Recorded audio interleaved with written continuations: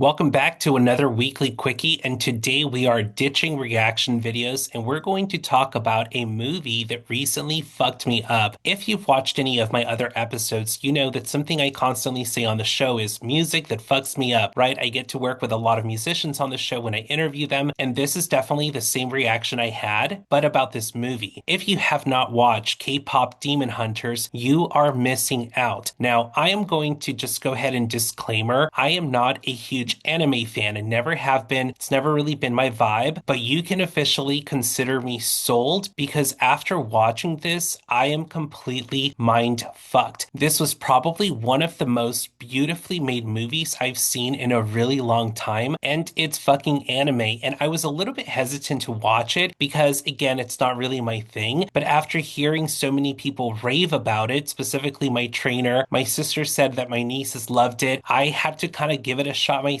and I am so grateful I did. So I want to talk about my impression about the movie and why I think you should give it a shot. If you are an anime fan, welcome. Let me know if I am right on track with some of these impressions, and let me know what you also thought about the film. And just a full disclaimer, if you haven't seen it, there may be some spoilers on here. I'll try not to give too many of them, but just be mindful, okay? Right off the bat, my first impression about this film, which I think was such a genius move, was introducing anime to people like me who don't typically watch anime, but also introducing them to the K-pop culture. For example, we all know K-pop artists, they're incredible. They're precise in their choreography. They're vocally trained to perfection. And something that I thought was clever right off the bat between the film and K-pop was that they are chosen to become these demon hunters, right? But in correlation to K-pop, they are chosen to become these pop sensations, right? They go to these academies to become K-pop groups. And this is why, in my opinion, I believe K-pop artists do it the fucking best because it's a fucking business. They treat it with such pride. And I thought that that was such a genius move. I mean, when I tell you that they got so much right in this film, including the fandom that comes with K-pop music, is absolutely genius. I mean, I think genius is probably the word I am going to use the most when I am describing this film because it truly was. And I know I am not the only one who has just recently been introduced to anime and is fucking wondering why all of a sudden I have crushes on fucking cartoon-like people. And I definitely don't want to be offensive and call anime cartoons, but what the fuck? I was like, they are so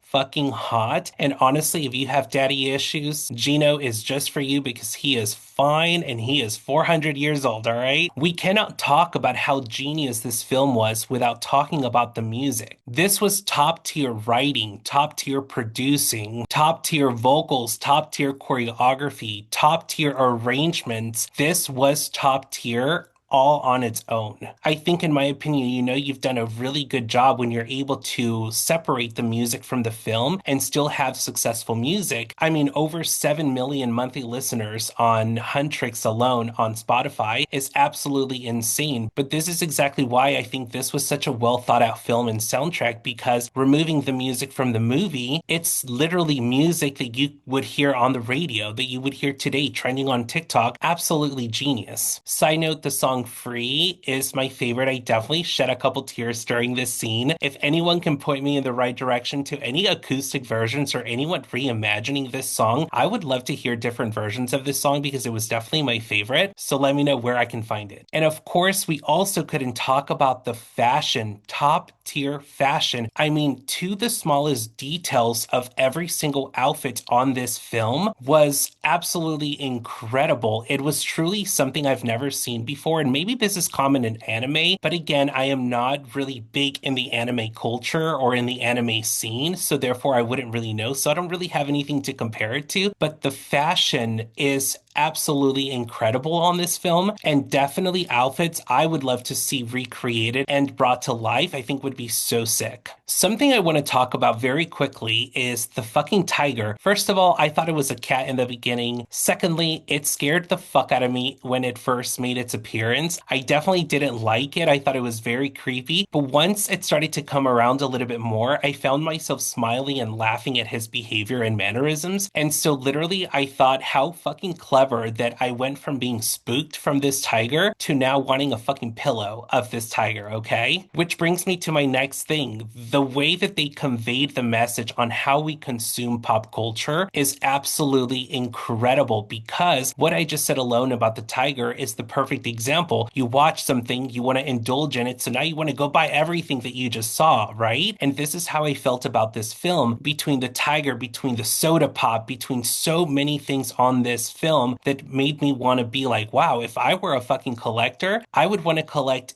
everything from this movie, hands down. We also can't talk about other characters in this film without talking about fucking Bobby. Absolutely incredible at depicting how a publicist's life is in the entertainment industry. The hustle never stops, putting out fires never stops, was absolutely clever to me because I think that this was one of the reasons why I loved this film so much because it was so realistic and yet it was in anime, which brings me to my next realization now that I've discovered this anime film. Where I think we're missing the mark in American pop culture is that we don't typically tie in a lot of these storylines to reality and to culture versus this anime, for example. It's very culturally driven. Where they give you fantasy, they also give you so much culture and so much history about their country, about their culture. And that's definitely something I don't see a lot in the American pop culture or in American film. They just give you fantasy and that is it. So I love that something like anime made me realize this. I never knew that was actually a realization I would have, but the eye-opening part about this was absolutely riveting. Is that a word? I don't know, but it definitely was whatever I just said. Where I was completely mind-fucked after watching this film was soaking in all the symbolism that was in this movie, and I want to talk about a few of those. The first one was how we consume pop culture. Seeing how this fandom comes with the K-pop scene was so accurate, and I think that there was a little bit of symbolism in how we consume pop culture. And in a very clever way, they also did a really good job at showing how fans really do drive the artist. And I do think that in a lot of ways, American pop has strayed away from that. They feel like they are the ones in control when it's completely the other way around. Without the fandom, you have nothing. And so I thought that the symbolism behind the consumption of pop culture was absolutely incredible. I also thought that the symbolism behind being hybrid, or what we would call being mixed, was absolutely amazing. This was something that I think so many people are going to resonate with when it comes to being mixed of any race. For those who have struggled with not really knowing which side they resonate with the most, whether it's, for example, the black side or the white side, I think that this film did a really good job at showcasing that and how mixed can be a very complicated situation to be in. And I think that so many people are going to resonate with this, and I absolutely loved that. One of the most powerful messages that I really loved about this was how we are truly our worst enemy. It's the voices in our head that really do become what can sometimes drown us. And I thought that it was a very big, powerful message when it came to how to shut those voices off. And so this was another one for me that really stood out, is those voices, the negativity, the doubt that feeds your head. It really can get to you. And I think so many of us can relate to that. And I really appreciated that message in this film. There is a part of this movie where Bobby, the publicist, is like outside and chaos is breaking. And while chaos is breaking, the demon comes over and tries to lure him in. And I thought that was so genius because it's absolutely true. The devil will try to fucking get you at your lowest because it's when you are the most vulnerable. And so I thought the symbolism behind that was absolutely incredible. But what I thought was my absolute number one favorite message of this entire film, which came with some very obvious but not so obvious symbolism, was how we are fighting old school mentality. And this goes far beyond Korean culture. This is in every culture, and I think every culture can relate to this, which I thought was the most powerful part about it. For example, there's a part where Rumi, the main character, the one who's is basically a hybrid, right, is being told, no, we have to hide your demon marks. We have to sweep it under the rug, basically, and just go on like nothing happened. No one needs to know that you're a demon and part hunter. And that was so big for me because it really did showcase how we really are the fighting voice to older generations and how we move in time. And for example, as a millennial, being the voice of reason to people like boomers who come from a generation where they just love to sweep shit under the rug and put a fucking smile on and pretend like nothing happened. And so here we are being a little bit more outspoken about not sweeping shit under the rug. I thought this was absolutely genius because, again, taking Korean culture out of it, this is something we can all relate to, whether it's generational or cultural. And I thought that was just absolutely mind blowing. So, again, when I tell you this movie will mind fuck you, it will mind fuck you because it really got me in my feels. It got me to contemplate so many different parts of my life. It made me look in the mirror. It made me really just think about everything. And I thought that that was the most powerful thing about it. But while we're talking about powerful messages in this film, we can't talk about the most beautiful redemption story ever fucking told. This is where I was really sold towards the end of the movie, even though I was already sold fucking 5 minutes in. But where it really got me at the end was the story about Junie and how he basically sold his soul to the devil, right, for a better life. But that meant sacrificing his mother and his little sister. But the redemption story about this was so impactful and so powerful because at the end, basically, he says, the devil took my flesh, but he can't take my soul. And I think that the redemption story behind that is so powerful because now we get into so many different topics about forgiveness and about washing yourself clean of everything that you've done wrong in your life. And this was such a beautiful part of the movie. The meaning behind this soul freeing part of the story was absolutely beautiful. And when I tell you, when the movie ended, this was all I could think about. I mean, obviously, there was so much I could think about. It's why I'm fucking ranting about this on a weekly quickie. But this was definitely one that I was like, wow, bigger than what I imagined. Such a powerful story, such a powerful redemption story, and honestly, one of my favorites ever. But before we wrap this up, there are three more things I would like to say about this film. The first two are going to be some quotes I wrote down from the movie that absolutely made me just love this movie so much more. And I want to share them with you guys real quick because I definitely paused and wrote them down as they happened because they truly captivated me. In the beginning, the narrator says, music ignites the soul and brings people together. And man, this movie absolutely has the power to do that. The second one, I'm going to read off my phone because it's a little bit longer, but Rumi says, that's the funny thing about hope. Nobody else gets to decide if you feel it. That choice belongs to you.